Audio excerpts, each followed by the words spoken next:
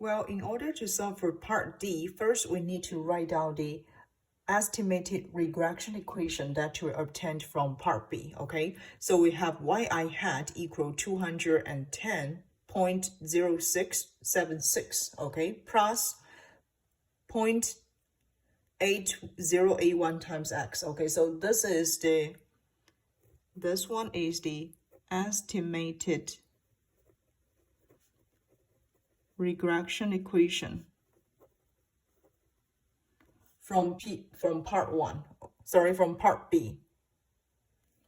And then those are some given information, right? We have 5 weeks, we have the advertising cost in those 5 weeks, we have the profits, okay?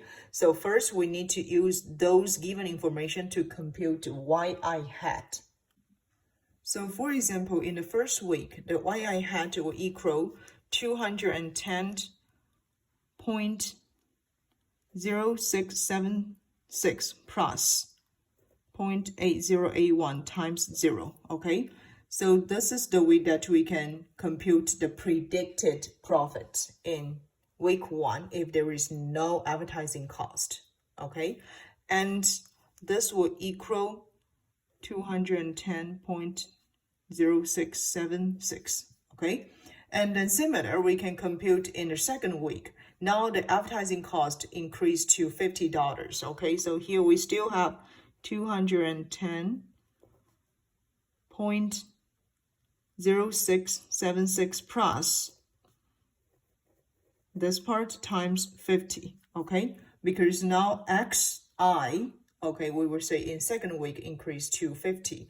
So this will equal 251.3726, okay? So etc. You can compute the expected profit for the other 3 weeks. I will just write down the number first, okay? This is for the 3rd week, and then for the 4th week, and then for the 5th week. What you need to do is just to replace x, okay, with different weeks advertising cost. You don't need to change B0 and B1, okay? So just based on this formula and change this advertising cost, you can get a yi hat, the expected profit for different weeks. Then we need to compute the differences between actual yi and the expected value of the profit, okay? Because yi is our actual profit, right? So we use our observed profit, subtract the predict profit, okay? Which will give us the arrows. So here for the first one, the arrow will equal negative 10.0676. We just need to use 200, subtract this number, and then we can get this arrow here, okay? And then for the second one, we just need to use 270, subtract this number here, okay? So it will give you 18.6274, and etc. We can get this differences between observed profit and expected profit, okay? I'll just write down all those numbers.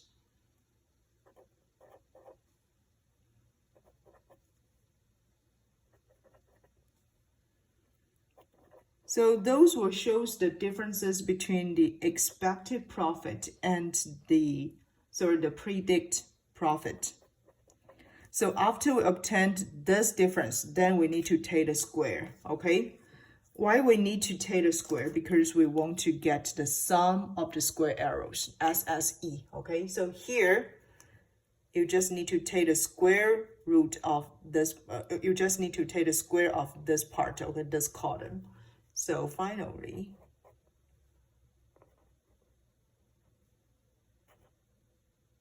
I will just round it all to the 4 decimal place, okay?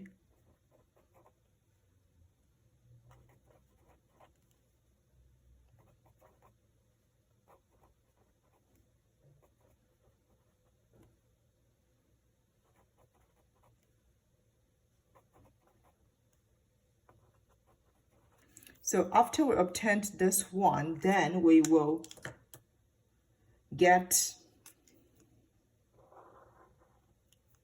our SSE, okay? Because SSE is just equal to the summation of yi subtract yi hat square, which will equal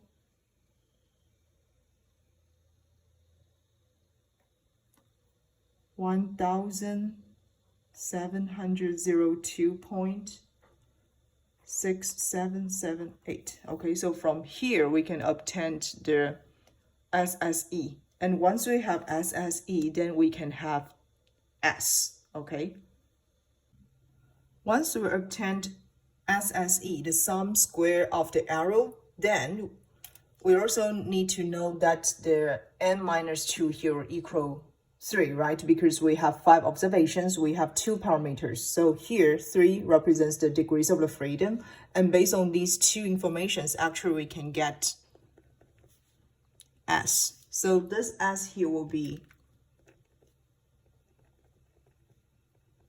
standard error of estimate. And S here will equal SSE divide n minus 2, okay? So here what we need to do is use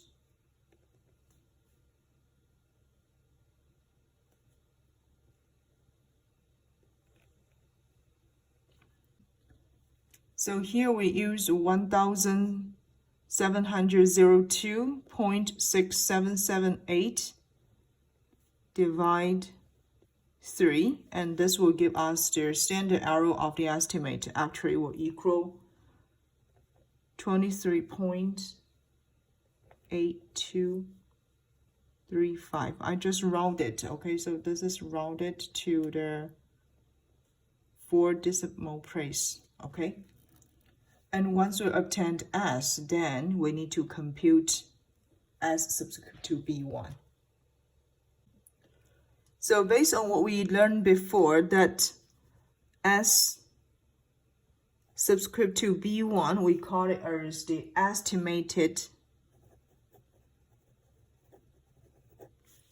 standard deviation of B1.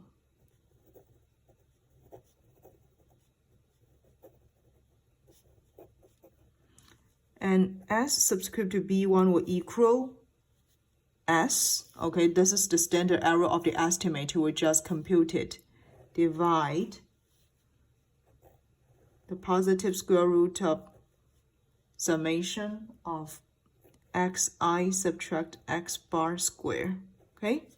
We already know this standard error of the estimate, right? And from part B, we actually, so you can check the previous video, okay? So from part B, we have this summation of xi subtract x bar square will equal 37,000, okay? So now we have all those informations to compute this S subscript to B1, okay? So what you need to do is just use 23.8235 divide the square root of 37,000, and which will give you this estimated standard deviation of V1 will equal 0.1239, okay? This is also rounded to 4 decimal places, okay? And now once we have S subscript to B1, we also have B1, right? And then we can compute the t-test statistic. So finally, okay? So finally, we can compute a t-test statistic will equal B1 B1 divide S subscript to B1. We know the B1 will equal 0.8081, right? And then divide, this is the number we just computed for S subscript to B1, 0.1239.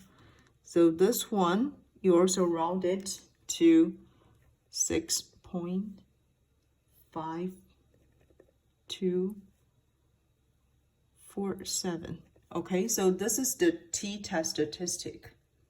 And then we need to know, based on this t-test statistic, applying the rejection rule, so what conclusions we might get, okay? So go back to our question. It asks you to using a t-test at 5% level significance, right? So now we have alpha will equal 5%, 0.05, right? We have alpha over 2 will equal 0.025, okay?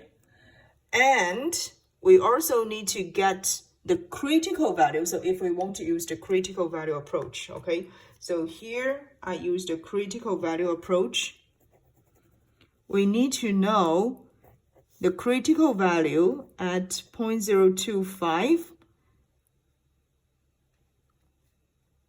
equal to what value if the degrees of the freedom equal 3, okay? So now you need to go back to check your t-distribution table, okay?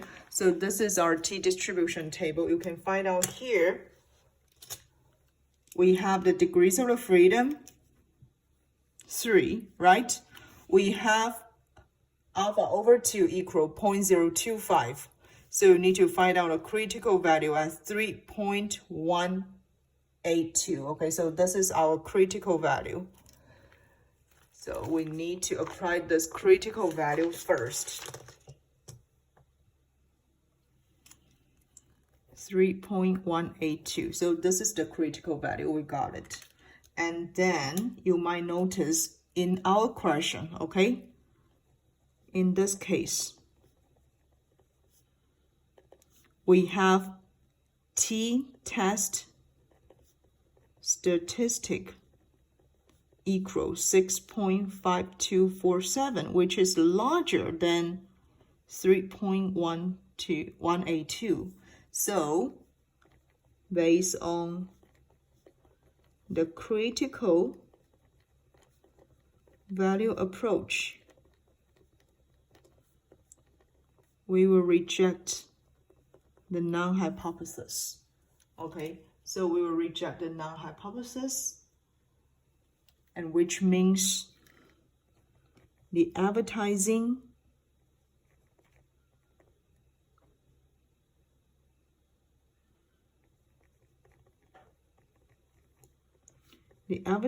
cost and profit has significant relationship.